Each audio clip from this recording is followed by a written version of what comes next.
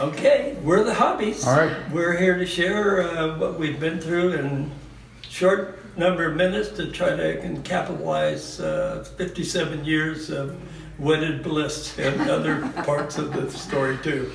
So we're grateful to have the opportunity, and we have gone through many stages in our marriage. It hasn't always been like the storybook says, that we rode off on a white horse and lived happily ever after. But it's been a good challenge, and we had growth. We had a lot of growth as we recognized it. So one of the first things that I saw in our marriage was that we needed to be aware of where we were in our individual lives and in our spiritual lives, especially where we were kind of floating apart, like the story about the two boats. You let them go, they just kind of drift apart. So we had that increase of awareness that God gave us, and we went to a retreat, and that really increased our awareness. So we met some Pentecostals, and we'd never experienced that before.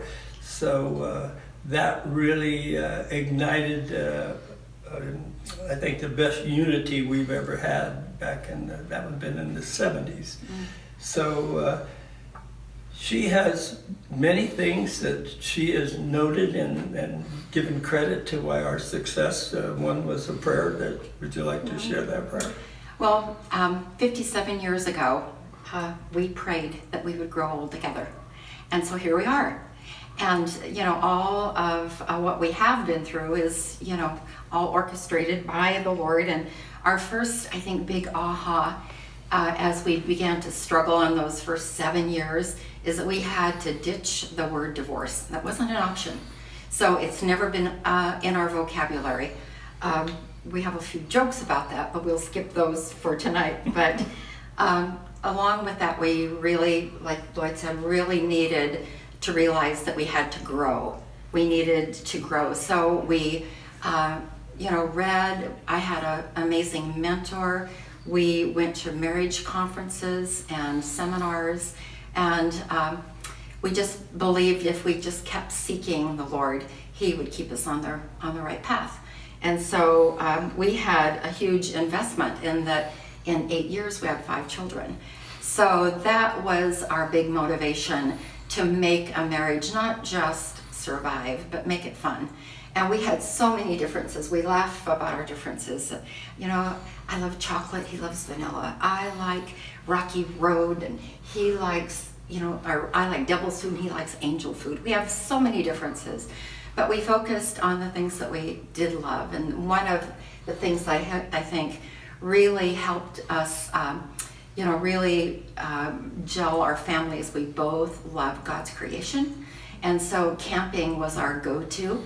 We spent years and years, in fact, Lloyd for 28 years taught a summer biology class, and our kids were backpacked up, mountains and down in rivers, and the kids had the best of the playground. We never could afford to take them to Disneyland, but we thought that was much better, and it's proved off in their lives today. They love God and love God's creation.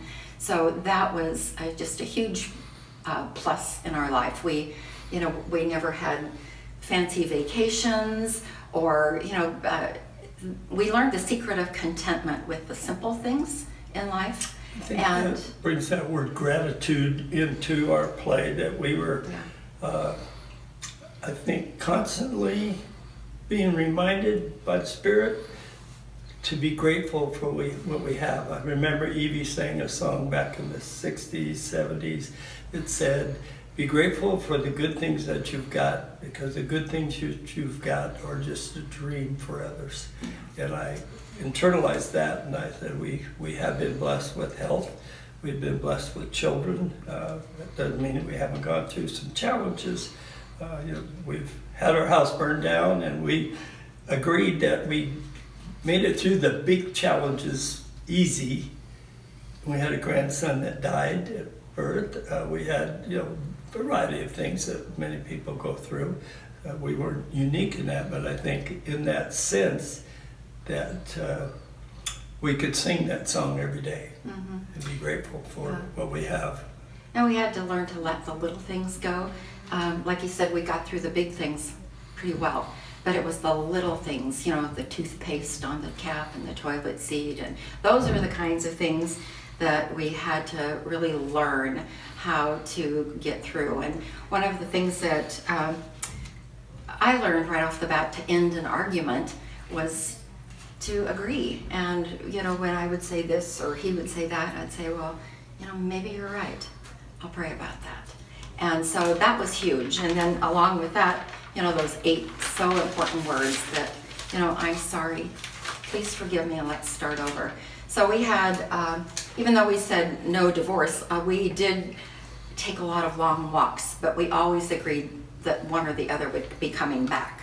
So that, I think, so we don't have scar tissue in that regard. Nobody's packed up and left. No. And We did have a joke, a routine. No, we can't tell the joke. That the fact was that whoever left took all 5 kids with them. We didn't have 5 suitcases. We didn't have enough suitcases, right? But forgiveness was a big thing that Bonnie had for my many indiscretions because of my work, where I turned off and went away for 4 or 5 days at a time in tournaments and things. That was my vocation, which I was really involved with. That she forgave all the things that I was missing while she had to do all that job. So I felt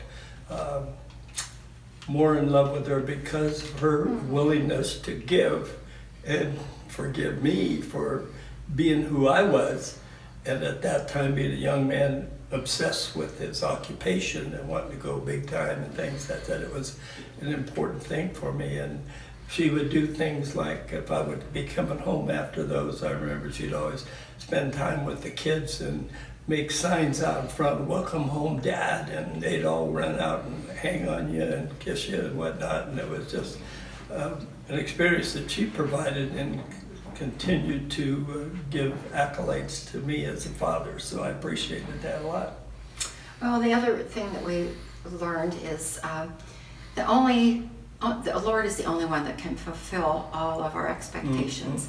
And that helped me, take Lloyd off the hook to be fulfilling my needs, because just about the time he figured out that, gee, my love language was help, and he was out there with a rototiller and trying to help me. Well, my love language changed, and I didn't need that anymore. Now I need affirmations, And so I realized that only God can really meet our needs. And so that was huge. I didn't have the skills or knowledge to ask her what her love language was. I was a giver. I couldn't wait. I learned as a child I was always wanting to give, and the first mistake I made, I went down and asked a professional lady who was one of her great friends about a new sewing machine, and I saved all the pennies I could and I dumped them all in this sewing machine for Christmas. And I wouldn't use it for months. My new sewing machine cost more than the truck he was riding in. I didn't feel worthy. I didn't know how to receive. And so, he loved to bring me flowers. And I said, don't bring me dead flowers, bring me something with roots so I can plant it. And so we worked through all of that. And, I remember the first time he brought me, roses with 5 kids at home. And I said, no, bring me a roast. I need to feed these kids, So those were a lot of things that, kind of indicated my immaturity and things that we had to learn to, let God teach us. And so I feel like at 57 years of marriage and at 82 and 77, we are lifelong learners. Every day we are seeking God and seeking how to best love like Jesus loves. And I think we've, over the years, just become more and more involved with just reading the Word and trying to see what God is telling us to do personally as an individual, and then if necessary in our relationship and what He has for us there. And thankfully He's answered that many times when we were going through some of the young rocky roads. My attitude as a youngster, when you'd say, maybe you're right, said, I am, because I'm always right. That was part of my problem. But we had again, individually, I think growth going on in her with the mentor she had in Bible studies, and my own pursuit personally, we grew and grew and grew, and we're still in that. There's no end to that. And right now I'm involved with reading the Gospels over and over and over because they tell me something new every day. So that's it. Thank you.